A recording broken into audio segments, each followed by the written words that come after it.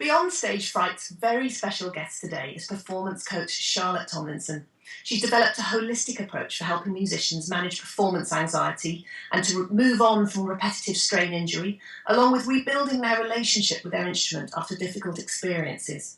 She now travels the world giving talks and private sessions and masterclasses on managing performance anxiety. You can find her travelling to Dubai, Hong Kong and Singapore next spring, and also coaching on the Norfolk Chamber Music Programme at Yale University next summer 2016. Her book, Music from the Inside Out, is about how musicians can move through all of the things that get in the way of them performing at their peak.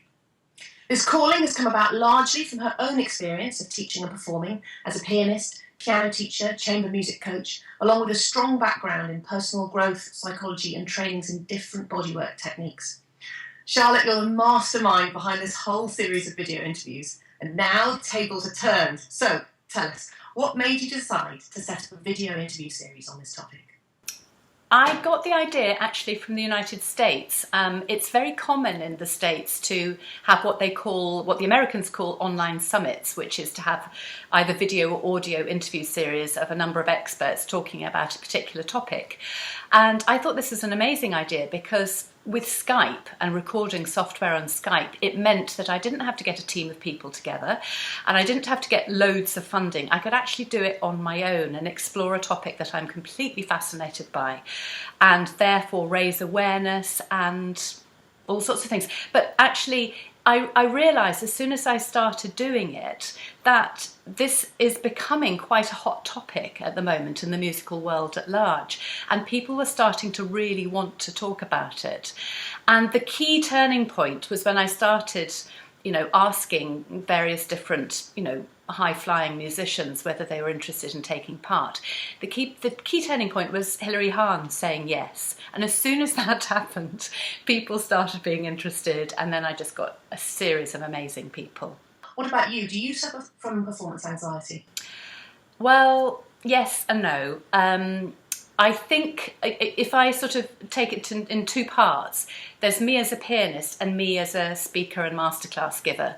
So as a pianist, yes, I would say I have had a lot of nerves, but not in the kind of crippling, wanting to throw up before I go on stage kind of horrible way that some people suffer from.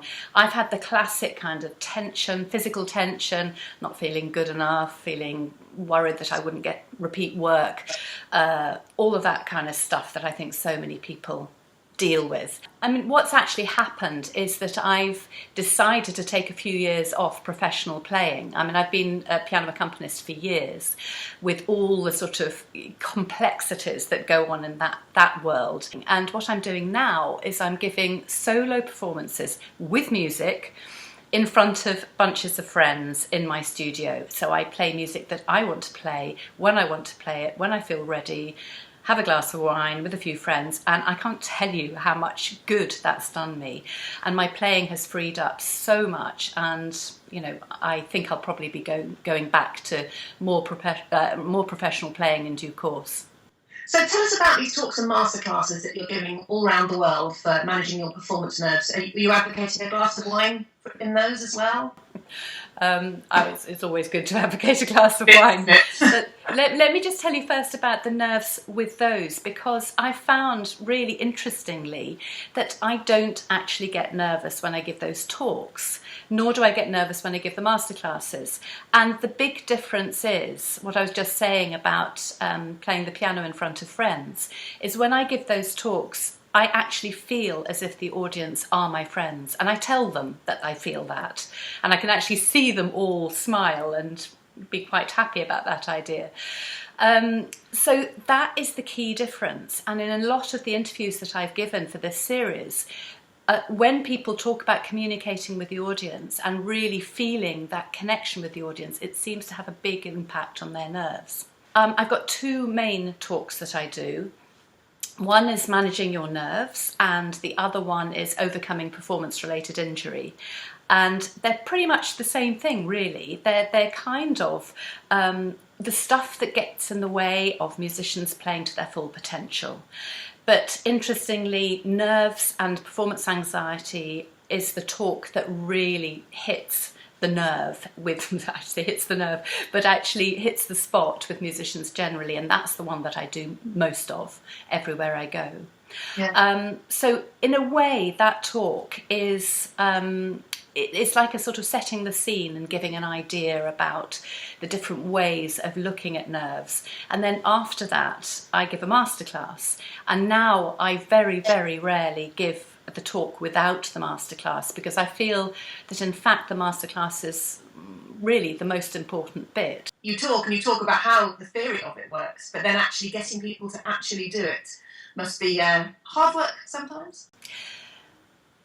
It's actually a joy, because what I do is each person has about 15 minutes. So it's a very short amount of time. And a lot of it is how do they feel when they're playing and interacting with the audience. And, it's something very magical about working with a performer and asking them how they feel about the audience and how the audience feels about them. So all the things that go on in our heads can be voiced. And what's incredible is when the performer realises that the audience don't hate them, don't think they're rubbish, and actually really are enjoying what they're doing, it can be very, very powerful. The first thing in the masterclass is usually, how do you feel?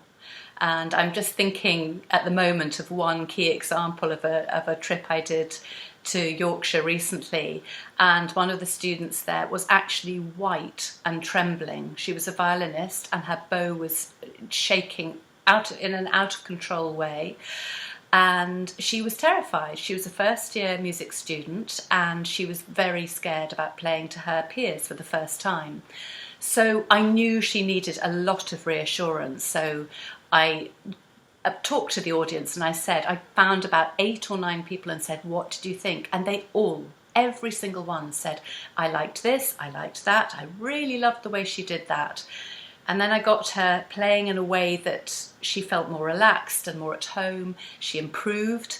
And then I could get the audience to feed back to her how much she'd improved. And it was just amazing. She really, what tends to happen in that environment is people transform in front of my eyes. It's incredible. It's taking the emphasis off me and how I feel about my playing and, the inner critic. It's moving away from the inner critic, yes, which is what you're saying. And it's on to communicating and sharing with the audience and building up an environment in which you feel safe. Because so often, we feel so judged.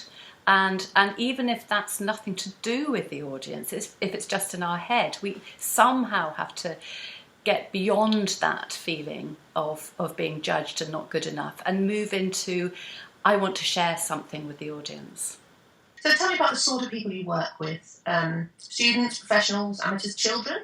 Classical musicians only? It can be anything, really. I mean, I'm just not going to shut down to one particular genre. I mean, I'm a classical musician and obviously that's the area that I feel most at home in.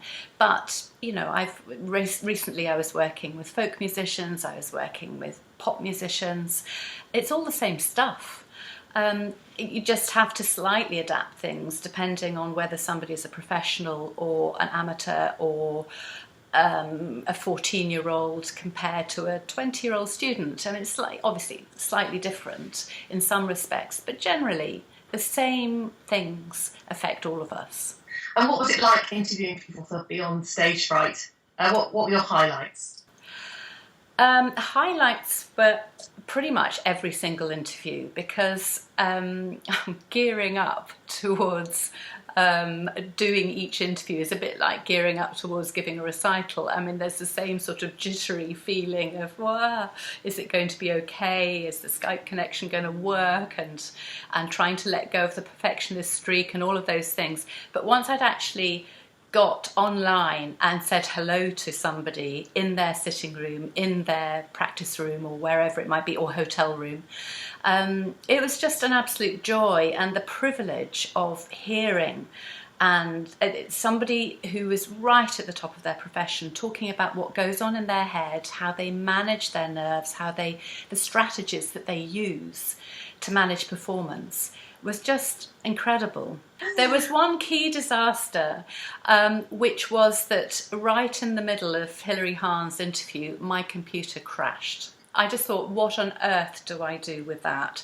And I was in a sort of bit of a state. We'd just done half an hour of talking and I'd had my phone on silent. I looked at my phone and I then saw it flashing with this number from the States. So I picked it up and it was Hilary saying, don't worry, it's absolutely fine. Just do force quit, start it up again. I need to have a bit of lunch and just collect myself. And so how about we just get back in 15 minutes. It was wonderful because she actually did what she said, and she did the whole interview all over again because obviously I lost the first one. She was tired, but she talked for 45 minutes. I mean, you can hear a little bit of her voice just sort of being a little bit tired at the end of all that talking, but it was really, really generous of her, and she gave a very good interview. So is there a big difference between working with somebody in a private situation in the safe environment of a practice room and giving a masterclass in front of a group of people? There is a difference, yes, because in the masterclass you've got the dynamic of the audience, which is very valuable. I've got much less time with them. Usually it's about 15 minutes. But also what I tend to do is just get one point. So if there's one key thing that I can get across, that's what I tend to focus on. When I work with people privately, usually the first session is sort of diagnostic, finding out what's at the bottom of why they feel anxious or tense or whatever the issue might be. And then it's finding a way of building up a sort of pattern of work over the next number of weeks, sometimes months, depending on however long they want to work. But the key thing about the work that I do with people, this performance coaching work that I do with people, is I have to be in a very free, creative space in order to do it. Because what I'm actually doing is working with somebody, I'm sort of pulling in all the things that I've learnt over the years, the sort of teaching qualities, musical style interpretation, all of that stuff, along with the bodywork courses that I've done, the understanding of how the body works, freedom, tension, psychological stuff, emotional stuff, all of those different things, and also the fine-tuning that I've done in my intuition. So I really have to get myself in a very emotionally healthy place in order to kind of zone in and see what I feel that person needs. And that's when the magic starts happening. And what I've discovered recently is that magic of working with somebody in either in a private session or in a masterclass situation is almost identical to when everything goes well on stage as a performer. That amazing experience where you just sort of feel as if you're in the zone, as people say. It's really exhilarating. And that's one of the last questions I always ask people in the interviews, because I find it so inspiring to hear people talk about how it is for them when they're on the stage, really inspired. So that's what I've just discovered recently. I've made a link between the incredible joy and exhilaration of being a performer and me doing this work and seeing musicians transform and be able to express themselves as much as they can. What are your long-term plans then for Beyond Stage Fright? Well, I've realised that because of the wonders of technology as we stand at the moment in 2015-16, that Skype connection doesn't give amazing quality video, audio and visual to the degree that I would like. So it can't be anything more really than a free online resource. But what it has made me think is, because some of the content is so interesting, I'd really like to turn this into a book. I'd like to, the next step would be to get transcripts of all the interviews, pull out the best bits, the salient bits in each interview, and see whether I can find a publishing company who'd be interested in that, because I think it could be a very inspiring, supportive book to a lot of musicians. I would love that this sort of general awareness of performance anxiety and all the stuff that I'm doing, I would love to feel that in some way, shape or form, that a culture could be changed a bit, that we could stop beating ourselves up so much as musicians, we could stop feeling rubbish about how we play or sing, that we can start feeling good enough and acceptable enough, and that we have something to contribute. I think I've just interviewed Kato Havas, the wonderful 95-year-old Hungarian violinist and teacher, and she told me about how when she was younger she was really inspired by the Hungarian gypsy violinists, and the reason she was so inspired by them was because they were so free physically, technically, and they absolutely loved what they were doing. And she said that that was absolutely key, and she realised she's got an approach called the new approach to violin playing, and that entire approach to helping violinists free up in their playing came from the Hungarian gypsy violinists and this sense of freedom and love of what they do. Now, I think that's absolutely key for musicians, whoever we are, whether it's folk musicians or jazz musicians or classical musicians, amateur, professional, children, students, doesn't matter who we are. I think that's key. Physical freedom, emotional freedom, loving the music and sharing it. That's what it's all about. And if we can do more of that, I think the world will be a better place, really.